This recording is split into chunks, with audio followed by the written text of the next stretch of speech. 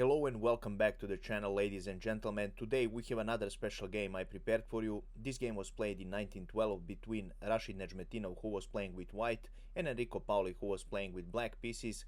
This game features really an amazing attack by Rashid Nezhmetdinov, ended up in almost checkmating his opponent. Unfortunately, his opponent was unable to finish the game and he was forced to resign because there was a checkmate threat in few moves. So truly a wonderful game. I'm sure you will enjoy, and if you like this video, please make sure to leave a comment, like and share the video, as this helps me. And as always, we will go straight into the video. So today's game started with e4 for Nezhmetdinov and c5 Sicilian defense for Pauli. Knight f3 and d6 for black was played. d4, c takes on d4, and knight takes on d4 for Nezhmetdinov. This is open variation of the Sicilian defense. Knight f6 was played for black. Knight c3 for Nezhmetdinov, and a6 was played for black. We are now in neither variation of the Sicilian defense. Game continued with bishop g5, and e6 was played for black. Queen f3 was played for white, and bishop e7 was played for black. Normal developing moves, preparing for a castle. Game continued with castle queenside for white, queen c7 for black, and right now white plays rook g1. Although computer marked this as an inaccuracy, his idea is to push this pawn on g4 and then for this pawn to be protected. That's the idea of the white's move. Computer actually sees that g4 immediately is the best option for white, so that is the reason why this is marked as an inaccuracy. This is not a mistake. Black continues with bishop d7 in this position. Bishop d7 is marked a mistake, and computer actually sees, instead of that, playing knight b to d7 with the idea to equalize the position. Our game continued with g4 for white, and knight c6 was played for black. Bishop e3 was played for white. White's idea is simple. He wants to play g5, and he also wants to push his pawn on h4 and h5 and continue the attack towards the black king. That's why black played h6 with the idea to at least stop for a moment this threat. h4 was played for white, which was expected, and right now rook c8 was played for black. Computer sees this as an inaccuracy and actually recommends pushing h5 immediately as the best option here. So this is the recommendation by the computer. After rook c8, g5 was played by Nezhmetdinov. Nezhmetdinov immediately strikes with his pawn, and now the trade happened. H takes on g5, h takes on g5, and right now knight e5 was played. Firstly, of course, this knight is hanging, but Nezhmetdinov cannot take it because this queen is under attack. After this move, Nezhmetdinov decided to play queen g2 here, which is marked as a mistake by the computer, and computer actually recommends playing queen e2 here as the better option.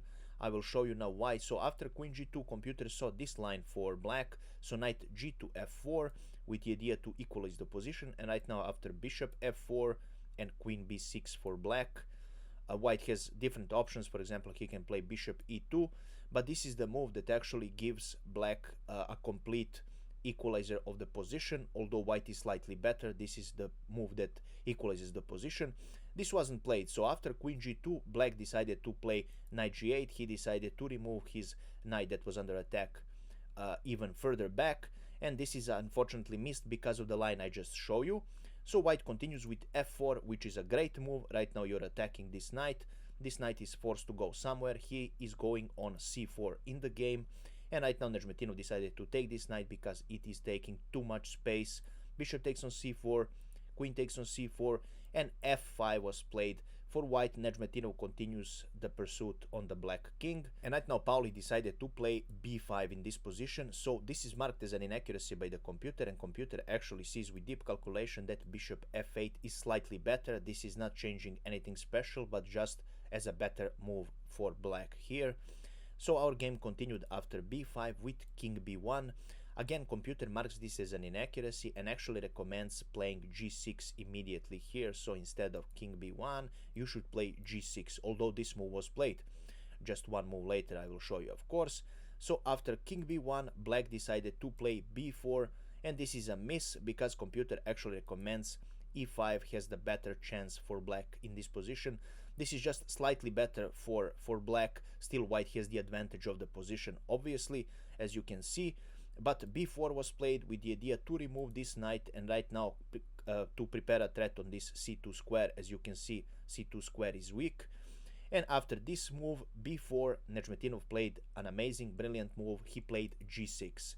He's sacrificing this knight. He's saying to the black, you can take it, I don't care, because right now I will take your pawn and it's gonna be some mess around your king. And this is what happened. Black actually played e5 in this position, but I wanted to show you what would happen after g6 if you decide to take this knight. Then the game continues with g takes on f7. Right now the only move for black king is king d8. If you go on the f8 square, then queen takes on g7 is a checkmate, so you cannot go there. The game would continue with queen takes on g7. Right now your rook is under attack, this knight is under attack, and this pawn is threatening the promotion. The best move for black in this position is king c7, because anything else, if you decide to take this pawn on b2, nothing special will happen, because this c2 square is still protected and white simply doesn't have to take your pawn, and white king is completely safe here. So this is the reason why king c7 is the best.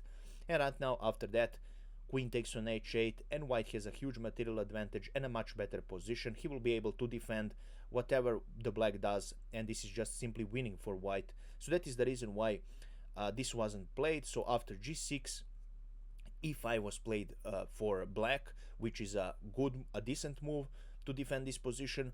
After this move, white continues with b3, firstly attacking this queen and practically forcing black to take this white knight, with the idea to simply remove the queen from any protection of this white diagonal and this f7 pawn here. That's the idea of the white's move.